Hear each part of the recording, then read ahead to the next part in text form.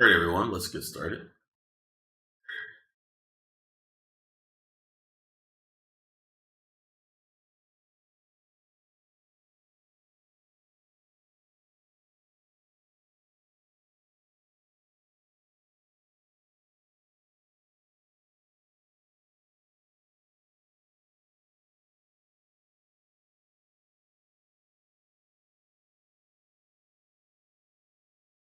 Morning. So, first, let's review some of the symbols from yesterday.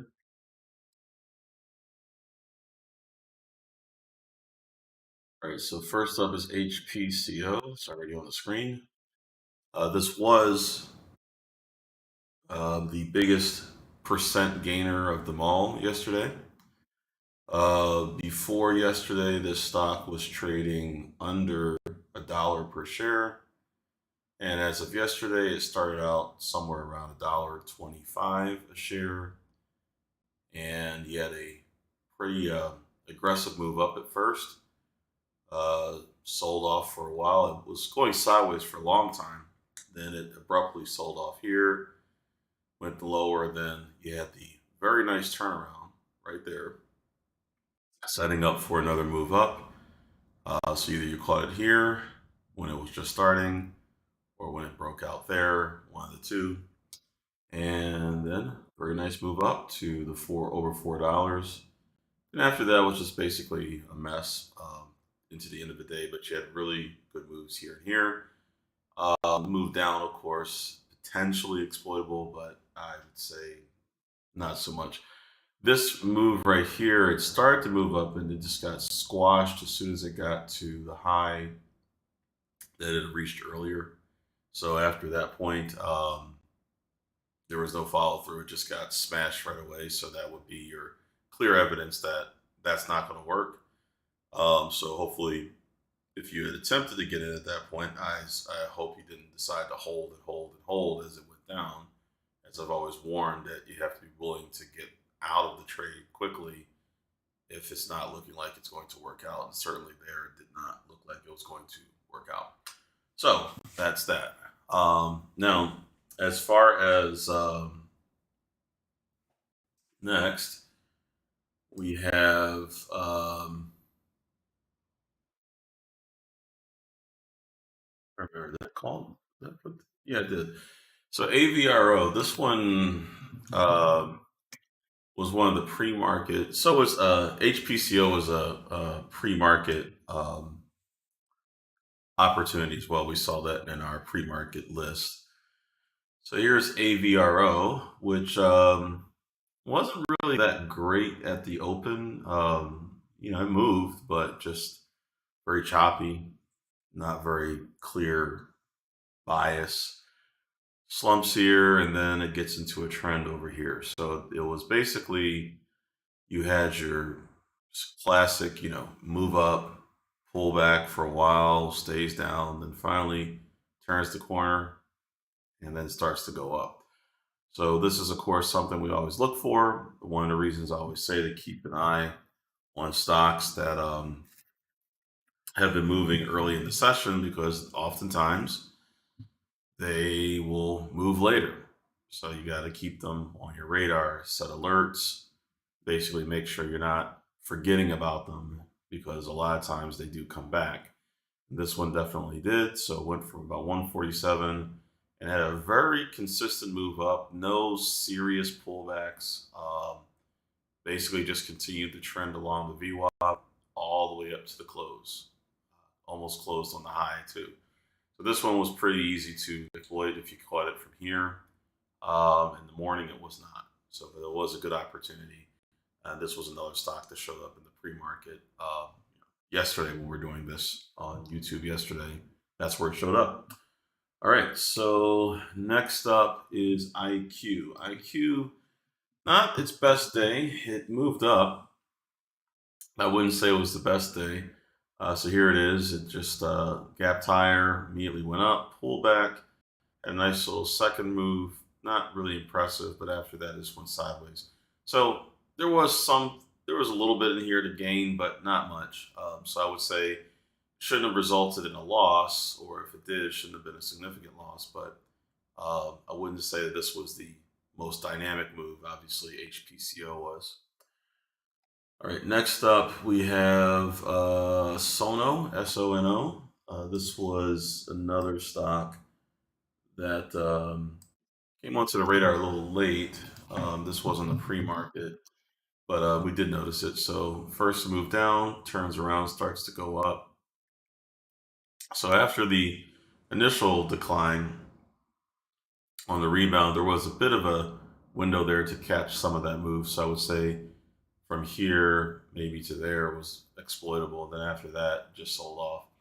So potentially you could short sold that as well. So I had a little bit of opportunity both directions. Uh, Next up is Gilead. Now Gilead was on track, excuse me, to hit a target that we looked for earlier. This was a stock that just showed up intraday. So the first part of the move wasn't that impressive, but after it went sideways, we did catch a opportunity where it was running towards a secondary target, and it didn't get there. It actually fell short of it, but it was a pretty decent move. So it went from 86.24 up to 86.59.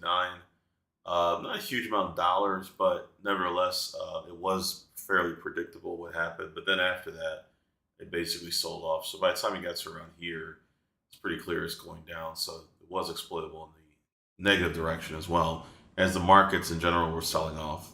So the Nasdaq basically flipped, as did all the indexes, sometime towards the middle of the day. So it started off where you did have more opportunities bullish, but then all of a sudden, in the middle of the day, it switched to bearish. So hopefully, we didn't get stuck holding long positions. Affirm, similar story, starting to get onto some kind of a trend. Um, Up at first, but didn't last very long. Turn around, start to sell off. So this one basically it was all downward for the most part. Nothing really came about even after this recovery here. It didn't really last long. So this stock basically just went neutral. The open it looked like it might go somewhere, but then it quickly gave up. And this was mentioned. Of course, I pointed that out as it happened. That doesn't look like this is going to go up anymore. So hopefully everyone listened and moved on to something else. Um, AMAT. This one started to go up at first, kind of like Gilead, and then finally it got squashed here. So we knew that that didn't look like it would continue any further. And then, of course, it just sold off. Basically, this started to sell off early. You know, the Nasdaq start as a whole. Most stocks start to sell off a little later. This one started early. So basically, that was the pattern we saw yesterday with most major stocks that were up at first and then they sold off. G-Sun. Now, this one was actually pretty good. Um, G-Sun, we of course been in and out of quite a few times. This has been one of the better recent performers. So here's the open, very nice move up, no problems there, and then finally it gets squashed. Sharp sell off. Then after that, I mean, you had a bit of a rebound here, but not anything that I'd be looking for. Um, just kind of chopped around. Did look like it was going to break out for a minute, and then it fell apart. So whatever was happening there was quickly ended here. And then after that, you did have a clear transition over to the negative side. So basically, the only thing you could do in the afternoon was to look for a short sale if that was even possible. But other than that, everything as far as the buying side was good at the beginning of the day. Then after that, it all fell apart. Bed Bath and Beyond, similar story. At the start of the day, it at the start of the day it's higher, pulls back, starts to move up. So this part was definitely exploitable, and it actually looked like it was going to go further at the time. The volume was really kicking in, but then after a while, falls apart. So this is a pretty clear indication. That right there, that's pretty clear. Up, down, sideways, sell off. That's pretty clear. That's the end. which of course we pointed out at the time. And then after that, flips over to the negative side. And for the most part, it did mostly go down to the very end of the day. By that point, fairly late, probably only have about 10 minutes of a window there to really do anything. But it did move, but not very much, only from 249 up to 259 or something like that. It's only 10 cents. So there was really not much there. And it didn't really do much at the open except that pretty decent move up. So we'll see. But that was it. He had other stocks as well, but for the most part, yesterday was more of a early morning rally, and then things start to sell off. So as long as you didn't hold and hold and hold and hope it comes back, sort of deal, as long as you're just in and out as you should be, no problems. But if you stick around in the trade and not willing to cut loose, then of course it's not going to work out. All right, so that's yesterday. Let's take a look at what we've got pre-market. So HPCO is moving once again, although it's moving down pre-market. So let's see, HPCO.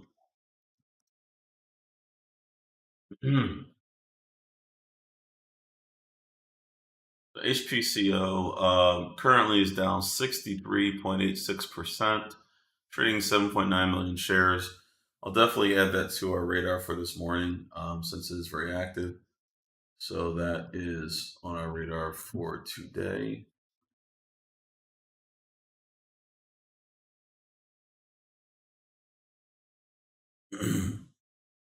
Next up,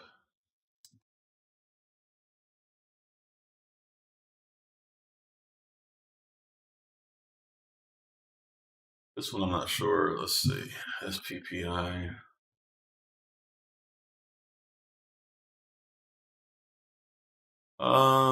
This one I don't know. It's not nothing's happening here. So it has traded 1.8 million shares, but it's not actively moving at the moment. So maybe I'll look at that later. But as of right now,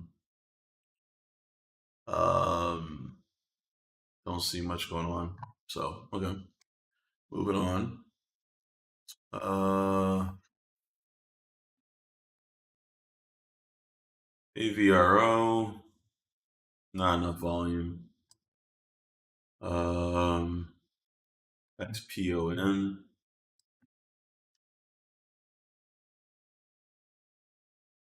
that looks, yeah, 46% up, 2.3 million shares.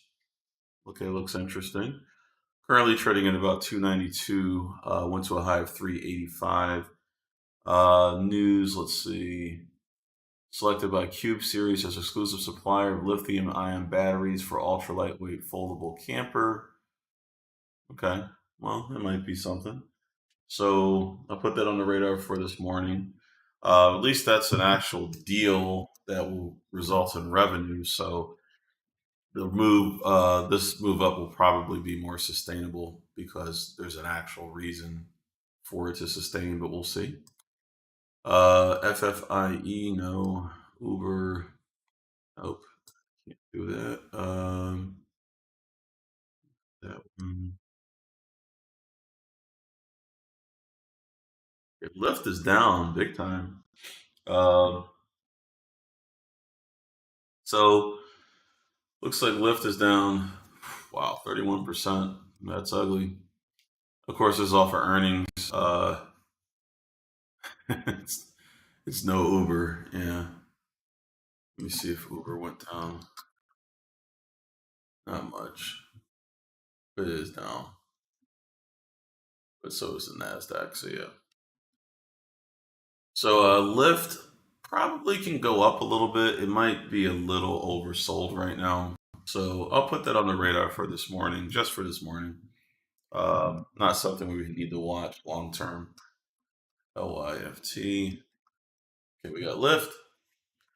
And I'm pretty certain this will be bought up a little bit. I don't know to where, but probably they're a little oversold.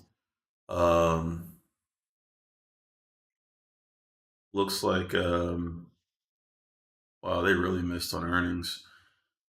So the estimate was that they would have 48 cents a share earnings, and they lost $1.61.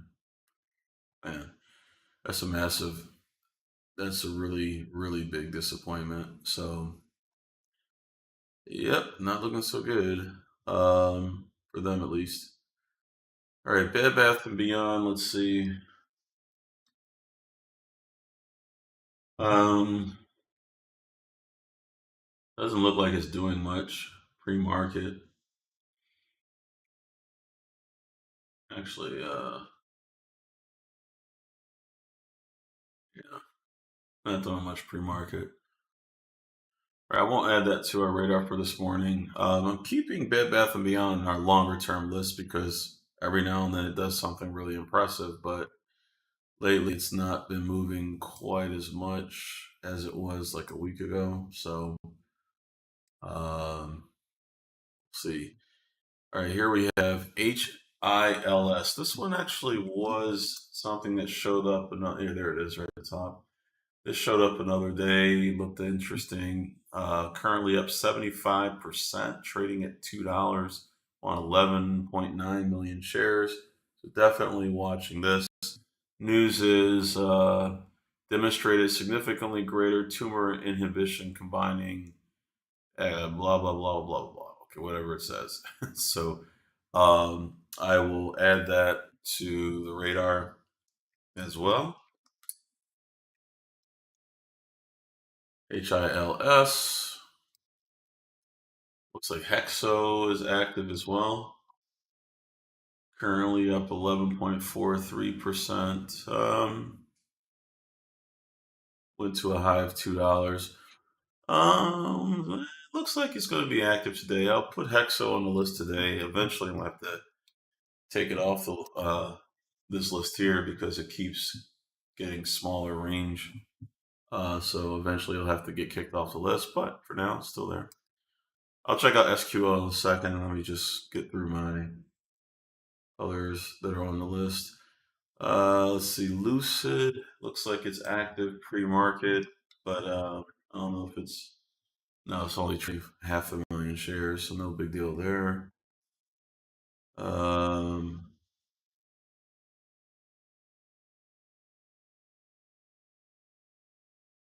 all right. Oh, that's not good.